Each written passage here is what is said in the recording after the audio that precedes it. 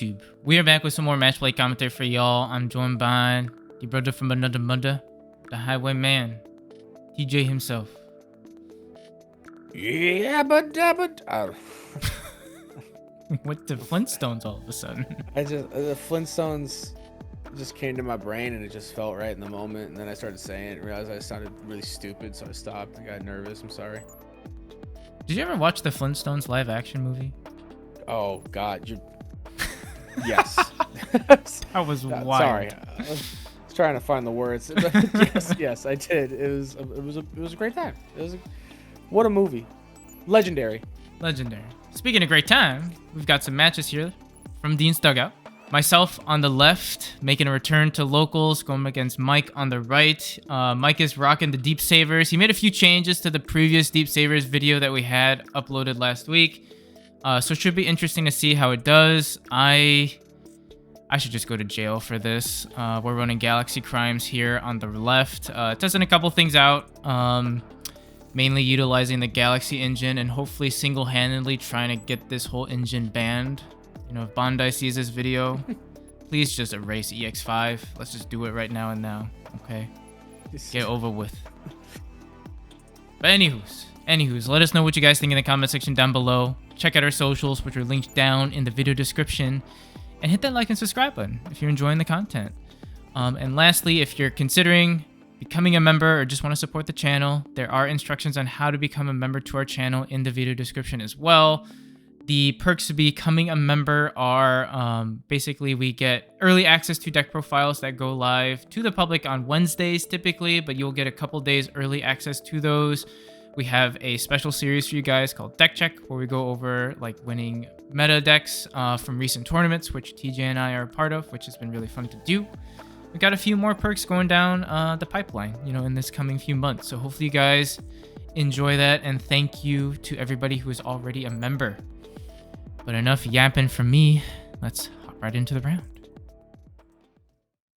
So I'm excited to see what you've cooked. No, kind of. I mean, don't be. I don't Stupid. Really care for Galaxy stuff anymore. I don't like what it's become.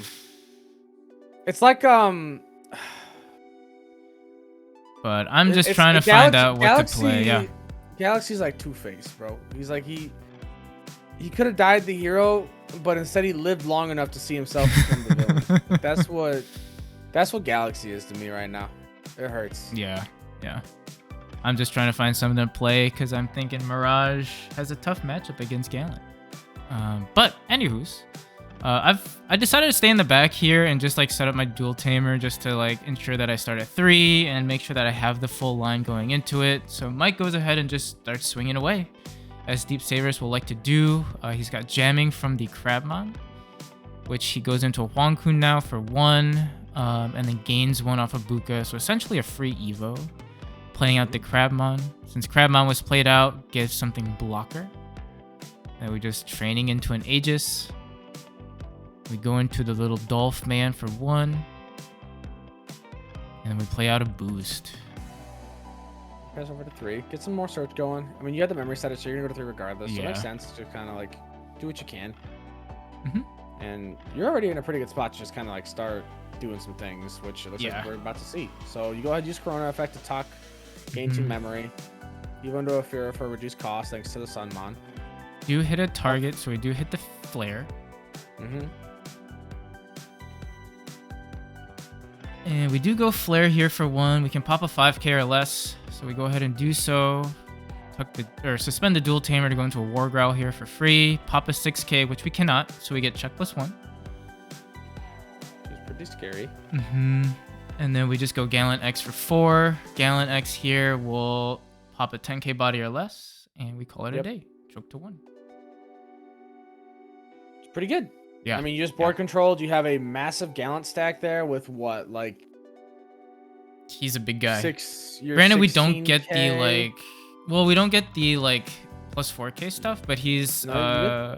You get the 16k stuff. We do get the we get the +2 from the flare and the 2 Firas, but we don't get the plus 4k because there wasn't a Gallant or X antibody underneath. Okay, gotcha. Yeah, so we just go ahead and swing the Gallant here. End of attack.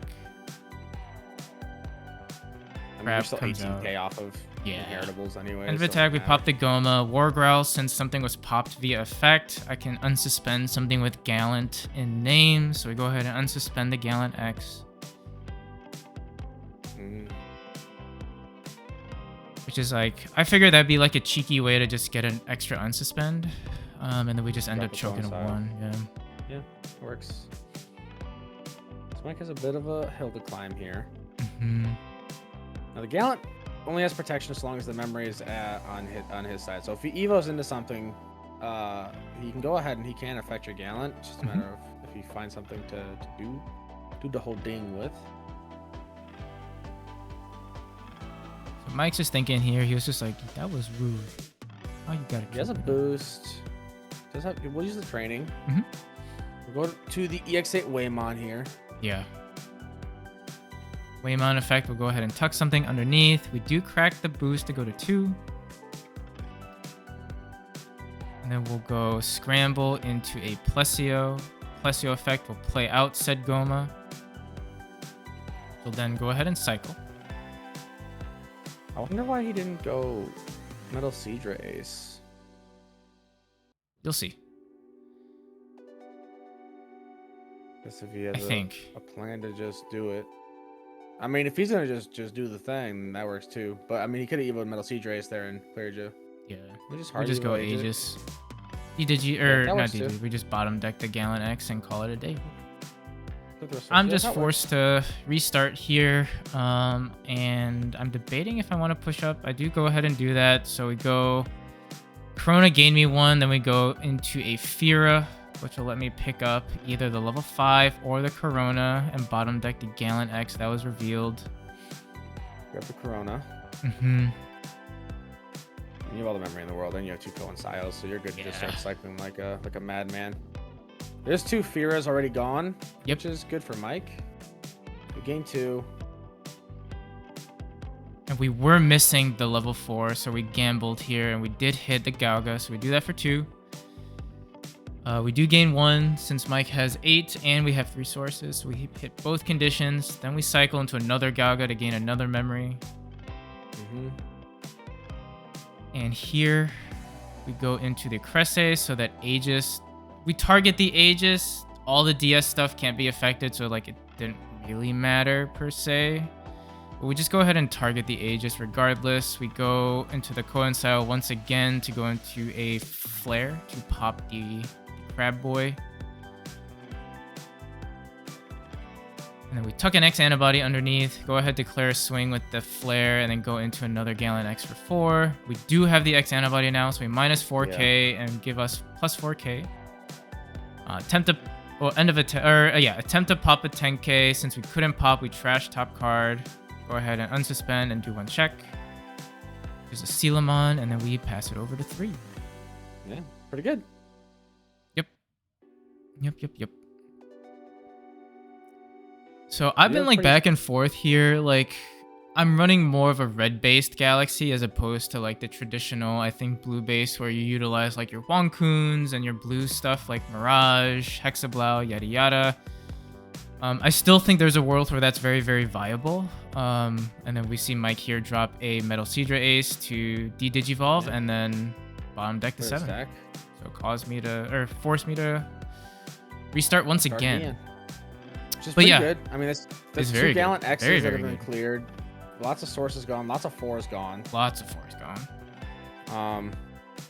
But yeah, I've been going back and forth between the blue and the red. I just felt like red gave me a little bit more aggression in a world where like Gallant completely just like storm wrecks a lot of decks right now with pace and aggression.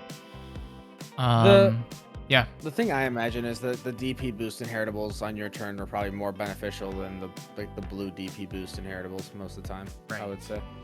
And I think just utilizing Gallant X as a card was what I wanted to do, as opposed to like going super heavy into like Mirage and Hexablau, as much as I love both of them. Sure. Just because there's now ways that they just get beat down with some of these new decks. But Mike does some chip here. He swings 2 checks, lives through both of them. And we swing Crab, hits a Dino. Crab does not beat Dino. unfortunately. Davis, get some search. Grab a Mega Seadra from EX-08, and then bottom deck the rest. Problem is we've got all the memory in the world here to tuck, gain 2. 3 Coinsio. Gauga on top of that for 1. Force us to draw 1, go back up to 5. Tap a Tamer to go into a Fira to cycle, pick up a Cresse. And then we can go into a Cresse or level 5. Yep, which we do. We target 1, which it doesn't really matter at this moment. And then we go ahead, tap another Tamer to go into a 5, which is another War Growl. That does work. That does work. And then we tuck the X antibody underneath. Crack both boosts. Go into Gallant X. Swing. Yeah, X anti Evo. You -4, give +4. End of attack, pop that. Gain 4 memory back. Unsuspend off the War Growl inheritable, I'm assuming, and then yeah, because we had 2 checks off of the War Growl, because it gets check +1 because nothing got deleted. And then we restood off of the pop and then just swing again. That'll do it. That will do it. So yeah, we move on to game 2. Moving to game 2, baby. Yeah, I want the Galaxy engine gone, bro. It's so stupid, dude. It's so dumb. It's disgustingly efficient. Don't give me that evil little laugh. Don't give me that evil little laugh. I don't want to hear it. But no, I'm definitely liking the flexibility of this a little bit more. I still fold very hard to like floodgates. Like if you throw out multiple memory blockers, it does stunt me a lot, which is tough. But the deck definitely feels like if I can do my thing, I can definitely build up into the Gallant X pretty quickly, and then Gallant X just provides so much more aggression, in my opinion, to close out games than the blue package. But still early days in testing. Yeah. We'll see. And then Mike is a little bit bricked up here. He was telling me a little bit afterwards. He just didn't have a whole lot to do. So he just played a scramble just to give me as little memory as possible. And I go ahead and just play out the Corona for 3 to choke to 1. Force him to push the Madoki up.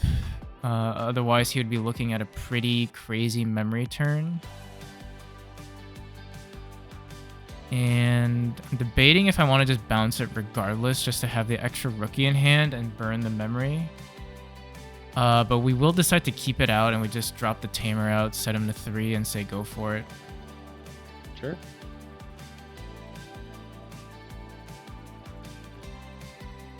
Because I think it. Go to a Dolph. Yeah, Dolph for 1 is insane. And we go Wonkun. Spit up Madoki.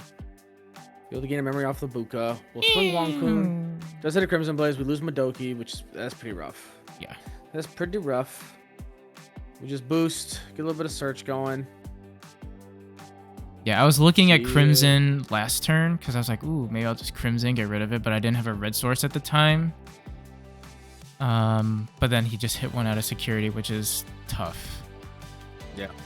And I decided to bounce the Luna here just so that I have extra memory to set up. I wasn't seeing like the ideal line here, but my thought here was just go ahead and do that. No ideal line, so just play out pseudo Death X here. We'll go ahead and just play. We won't swing, and we'll just use the DP reduction to pop it. Yeah. Yeah, I mean, that works. Because if I swing, I worry about the... I don't really worry about the ace there, but Fellows is better to just get rid of it by suspending myself and then DP negging it. Yeah. Mike's just forced to restart. He goes into another Madoki down in the back.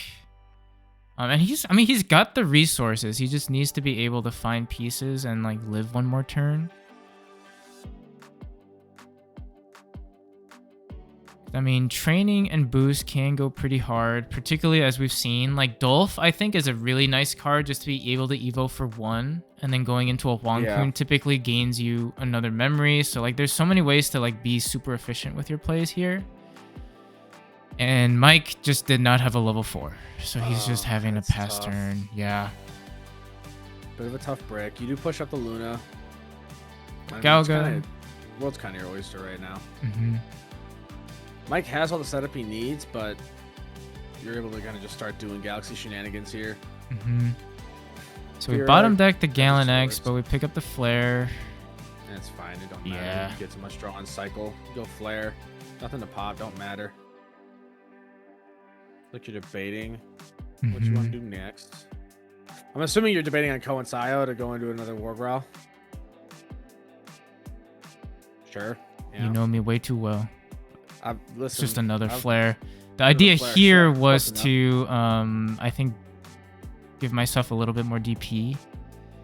Or no, give me the extra source, sorry. Because now I have exactly 6, so we'll do 3 checks jamming. Yeah, and you're a big guy. Top of the jamming, so...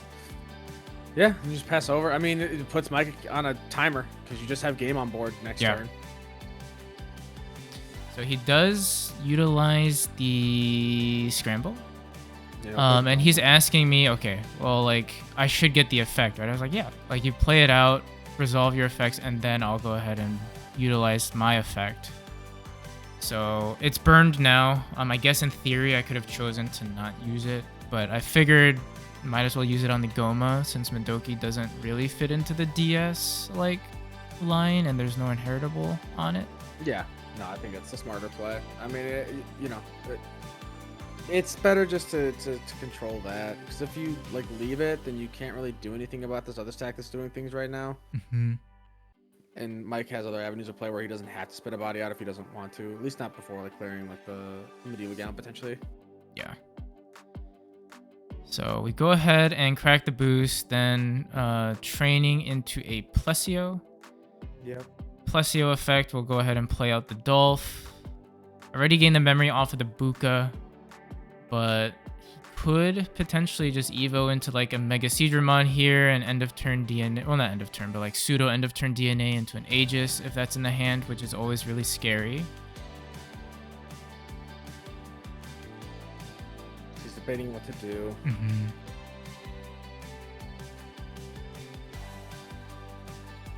And it looks like we are just going to...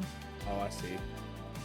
So we dropped the Metal Seadra, effected Digivolve, and then bottom deck the Flare, clear your board, and then end of turn DNA into Aegis, bottom deck your Medieval Gallant.